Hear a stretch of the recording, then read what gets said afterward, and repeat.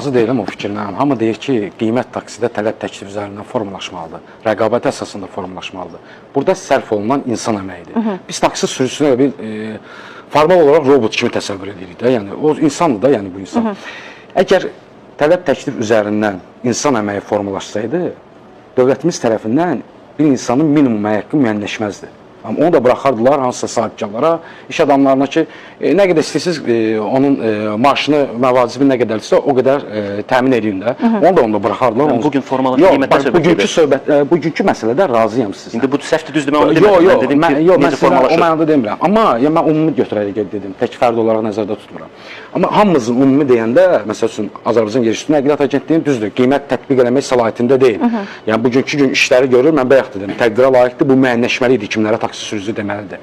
Amma qiymət məsələsinə gələndə, hamımız baxın, bayaq müştərilərdən, vətəndaşlardan müsahibə alırıq. Ümumi götürəndə hamısı keyfiyyətdən narazıdır.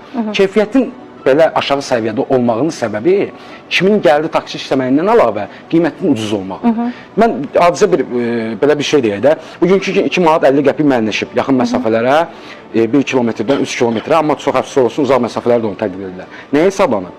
Şəhərdə tıxacın, yükün azalmasına müəyyən qədər hesablanır. Amma yenə də taksidən istifadə edirsələr. Uzaq məsafələrə də oxşar qiymət tətbiq edilir. Burada dəyişən heç bir şey yoxdur. Aydındır. Ona görə, onu deyirdim, üzr istəyirəm.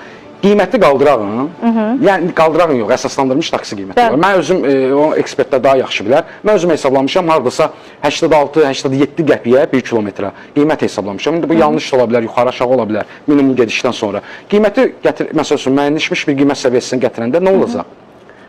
Azalacaq, təbii ki, taksidə də azalma gələcək, müştəridə də azalma gələcək. Taksidə niyə azalma gələcək? Ona görə azalma gələcəksə, taksi sürücüsü görəcək ki, əvvəlki müştəri yoxdur və nə edəcək? Alternativ başqa işlərlə məşğul olacaq, özünü başqa sahələrdə sınayacaq. Müştəri də görəcək, artıq onun büdcəsinə uyğun bir qiymət deyil və yönlənəcək ictimai nəqliyyata. Və burada balans bərpa olunacaq. Artıq yerdə qalan sırf o keyfiyyətli taksi sürücüləri daha yüksək xidmət göstərəcək ki, bu sahədə davamlı qala bilsin.